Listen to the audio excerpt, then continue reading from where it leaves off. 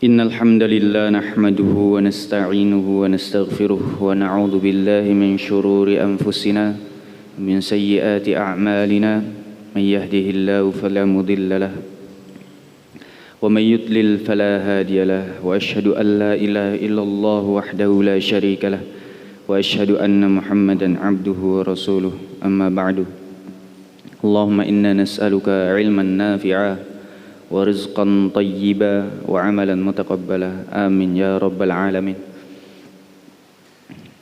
Segala puji bagi Allah Rabb semesta alam. Semoga salat serta salam terlimpah atas Rasulullah Muhammad sallallahu alaihi wasallam. Kita mohon kepada Allah ilmu yang bermanfaat, rezeki yang halal dan thayyibah, rezeki yang halal dan baik.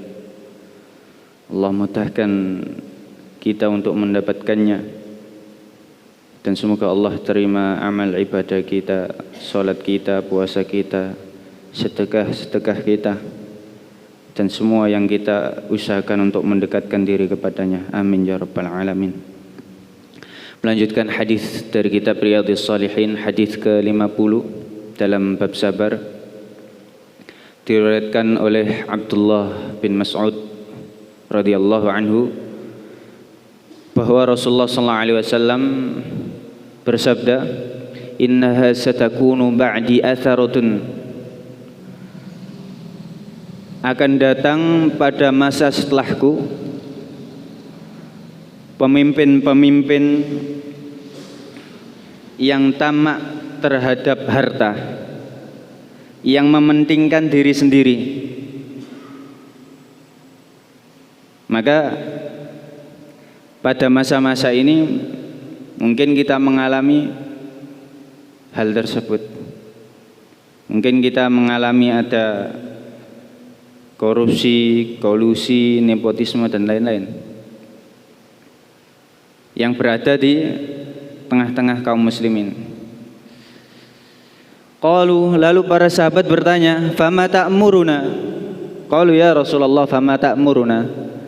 Wahai Rasulullah, lalu apa yang engkau perintahkan untuk kami? Beliau bersabda, "Tu'addunal haqqal ladzi 'alaikum wa tas'alunallaha alladzi lakum." Hendaknya kalian menunaikan kewajiban-kewajiban kalian, dan kalian memohon kepada Allah atas hak-hak kalian yang telah didolimi oleh pemimpin, yang telah diambil oleh pemimpin. Ya, muttafaqun alaihi. Hadis ini diriwayatkan Imam Al-Bukhari dan Muslim. Ini adalah wasiat dari Rasulullah SAW kepada kita, bahwa apabila kita menghadapi pemimpin-pemimpin yang zalim, yang mementingkan diri sendiri, yang mengambil hak-hak kita, hak-hak duniawi ini, hak-hak duniawi, maka jangan sampai kita melakukan perlawanan-perlawanan yang tidak berarti. Jangan sampai kita memberontak.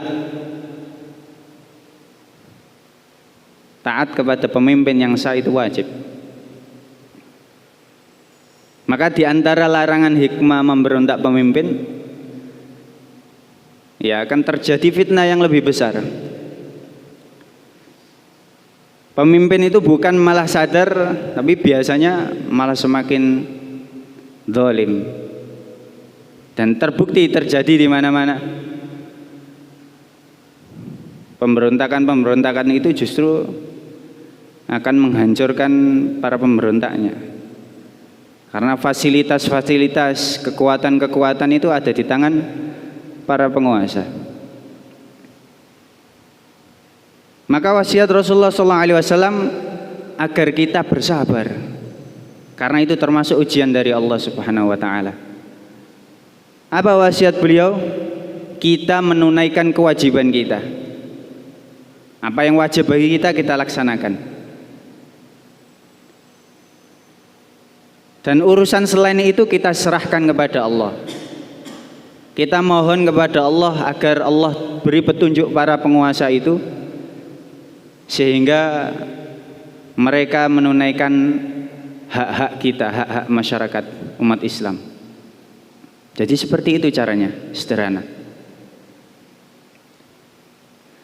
Kemudian hadis yang ke-51 diriwayatkan oleh Abu Yahya Usaid bin Hudzair radhiyallahu anhu,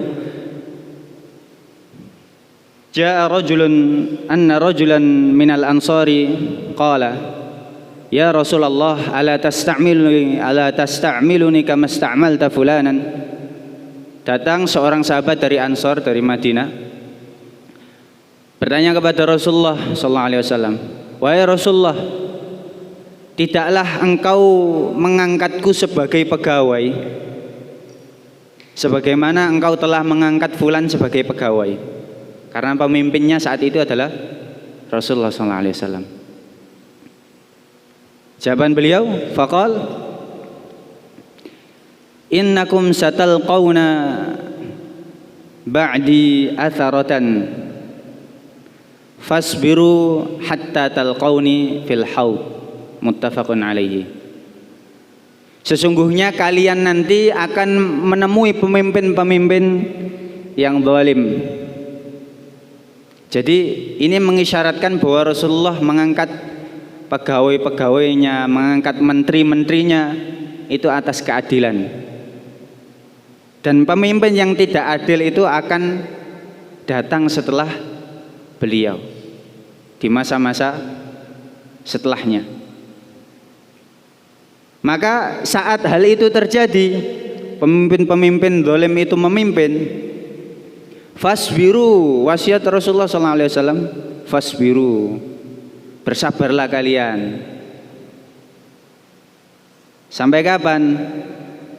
Hatta talqauni fil haud, sampai kalian berjumpa denganku di haud, di danau yang dikhususkan untuk beliau dan umatnya. Semoga kita bisa berjumpa beliau di sana nanti. Amin ya rabbal alamin. Hadis ini diriwayatkan Imam Al-Bukhari dan Muslim. Jadi dari kedua hadis tersebut dan dari riwayat-riwayat lain mewasiatkan kepada kita agar taat kepada para pemimpin, kepada pemimpin kaum muslimin, ya. Untuk urusan duniawi, apabila hak-hak kita diambil, jangan sampai kita memberontak. Kita lakukan saja kewajiban kita, kita bersabar kepada Allah, kita bersabar dan mengharap pahala kepada Allah, lalu kita berdoa kepada Allah agar Allah beri mereka petunjuk, ya. Karena pemimpin-pemimpin itu juga manusia, punya hati. Sedangkan Allah Subhanahu wa taala yang berkuasa membolak-balikkan hati manusia. Mereka bukan batu. Mereka manusia yang masih ada harapan, ya. Dan ini memang wasiat beliau. Apabila urusan-urusan itu hanya urusan duniawi, maka jangan sampai kita membuat fitnah yang lebih besar dengan melakukan pemberontakan. Kecuali apabila pemimpin itu sudah terang-terangan melarang umat Islam, melarang kaum muslimin untuk menjalankan ketaatan kepada Allah. Sholat 5 waktu dilarang, seandainya, ya, maka baru disinilah tempat kita untuk melakukan perlawanan, ya. Jadi bukan karena hal-hal sepele, hal-hal duniawi, kemudian sedikit-sedikit digelorakan jihad dan lain sebagainya, ya. Maka penting bagi kita untuk mengkaji, ya, warisan Rasulullah SAW berupa hadis-hadis yang mulia, kemudian ajaran-ajaran para ulama dalam kitab-kitabnya, dan kita harus berhati-hati dari, ya, para pelaku politik yang biasanya memprovokasi. Aqulu qawli hadza wa astaghfirullah li wa lakum. Subhanakallahumma bihamdika asyhadu an la ilaha illa anta astaghfiruka wa atubu ilaik. Wassalamualaikum warahmatullahi wabarakatuh.